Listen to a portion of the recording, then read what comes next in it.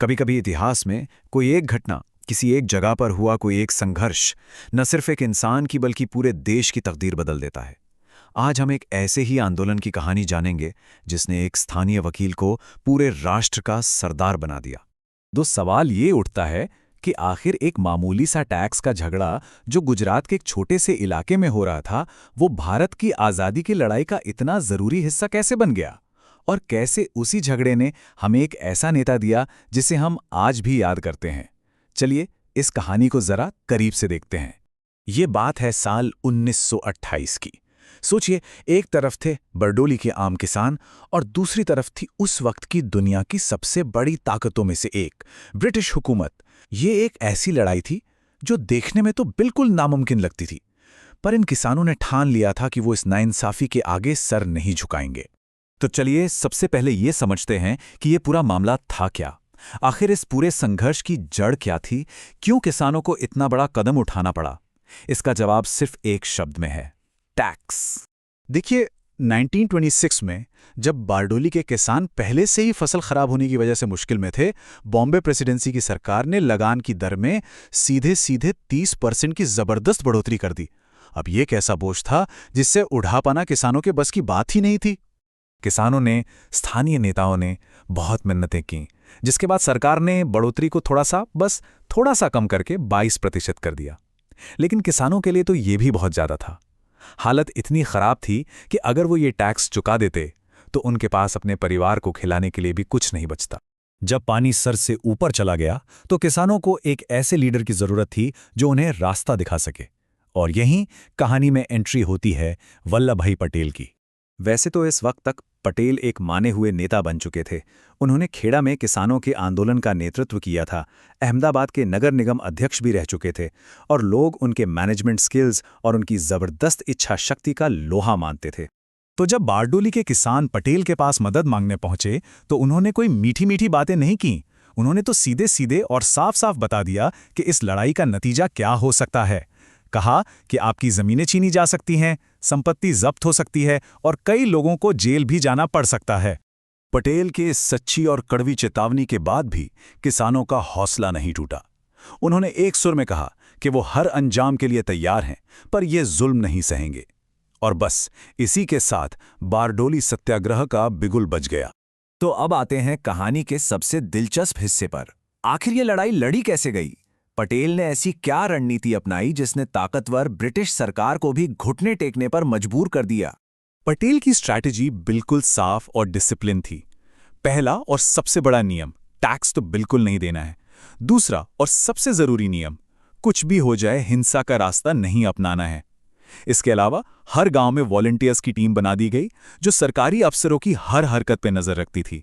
और हां, जो कोई भी सरकार का साथ देता, पूरा समाज उसका बहिष्कार कर देता था। दोनों तरफ के तौर तरीके एकदम अलग थे। एक तरफ किसान थे जो एकता और अनुशासन के साथ काम कर रहे थे और बड़े अनोखे तरीके अपना रहे थे, जैसे अपने जानवरों को घरों के अंदर छिपा लेना या सरकारी अफसरों के आते ही बिगुल बजाकर सबको अलर्ट कर देना। वहीं दूसरी तरफ सरकार सिर्फ जोर जबरदस्ती कर रही थी। वो लोगों का सामान जब्त कर रही थी, डराने के लिए बाहर से पठानों को बुलाया गया था और किसानों की जमीनों की नीलामी शुरू कर दी गई थी। लेकिन सरकार की ये चाल बुरी तरह फेल हो गई। जब किसानों की जमीनें नीलाम की गईं, तो पूरे भारत में से एक भी इंसान उन्हें खरीदने के लिए आगे नहीं आया। ये इस आंदोलन को मिले जबरदस्त समर्थन और लोगों की कमाल की एकता का सबूत था। इसने ये भी साबित कर दिया कि जब लोग एक साथ खड़े हो जाते हैं तो वो बड़ी से बड़ी ताकत को भी बेअसर कर सकते हैं। तो इस असाधारण संघर्ष का अंत कैसे हुआ? क्या किसानों की मेहनत रंग लाई? आइए अब देखते हैं कि इस लड़ाई का नतीजा क्या निकला। और आखिरकार सरकार को झुकना ही पड़ा। एक जांच कमेटी बनाई गई जिसने पूरी पड़ताल के बाद ये माना कि 22% की बढ़ोतरी गलत थी। सही बढ़ोतरी सिर्फ 6.03% होनी चाहिए थी। किसानों की जब्त की हुई जमीनें और सामान भी उन्हें वापस कर दिया गया। ये किसानों के शांतिपूर्ण विरोध की एक बहुत बड़ी और शानदार जीत थी। इस जीत ने वल्लभ भाई पटेल को एक नई पहचान दी, एक नया नाम दिया, और वो नाम था सरदार। सरदार का मतलब होता है चीफ, लीडर या मुखिया। और सबसे खास बात यह थी कि ये उपाधि उन्हें किसी सरकार या पार्टी ने नहीं दी थी। ये सम्मान उन्हें सीधे उन लोगों से मिला था जिनकी उन्होंने लड़ाई लड़ी थी, बारडोली की महिलाओं ने उन्हें प्यार और इज्जत से सरदार कहना शुरू किया और देखते ही देखते पूरा देश उन्हें इसी नाम से जानने लगा। बारडोली की जीत सिर्फ एक स्थानीय संघर्ष का अंत नहीं थी, बल्कि इस सरदार पटेल के लिए एक बहुत बड़ी राष्ट्रीय भूमिका की शुरुआत थी। यहाँ जो उन्होंने सीखा और जो इज्जत कमाई, उसने उन्हें भारत की सबसे बड़ी चुनौती के लिए तैयार कर दिया। महात्मा गांधी को भी पटेल की काबिलियत पर पूरा भरोसा था। उन्होंने पटेल से कहा था कि भारत की रियासतों को एक करने का जो मुश्किल काम है, उसे सिर्फ वही हल कर सकते हैं। ये बात दिखाती है कि बारडोली जैसे संघर्षों ने पटेल को किस कद का नेता बना दिया था। आज़ादी के वक्त भारत कैसा दिखता था, ये इस नक्शे से साफ पता चलता है। ये एक देश कम और 560 से ज्यादा छोटी बड़ी रियासतों का एक बिखरा हुआ नक्शा ज्यादा लगता था। इन सबको एक झंडे के नीचे लाना एक लगभग नामुमकिन काम था, और ये जिम्मेदारी आई सरदार पटेल के कंधों पर। और उन्होंने उस नामुमकिन काम को मुमकिन कर दिखाया। अपनी कमाल की सूझबूझ, दूरदर्शिता और पक्के इरादों के दम पर सरदार पटेल और उनकी टीम ने 554 रियासतों को भारत में सफलतापूर्वक शामिल कर लिया। उन्होंने ही आज के भारत की नींव रखी। इसी महान काम की वजह से उन्हें भारत का लौह पुरुष या आयरन मैन ऑफ इंडिया कहा गया। ये उपाधि उनकी उसी ताकत और दृढ़ संकल्प की निशानी है जिसकी पहली झलक पूरी दुनिया ने बारडोली में देखी थी। तो चलिए वहीं लौटते हैं जहां से हमने शुरू किया था।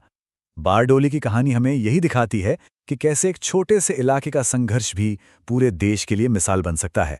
और ये हमें सोचने पर मजबूर करता है कि क्या हिम्मत और एकता का एक छोटा सा कदम सच में एक पूरे देश का भविष्य बदल सकता है। इस पर विचार जरूर कीजिएगा।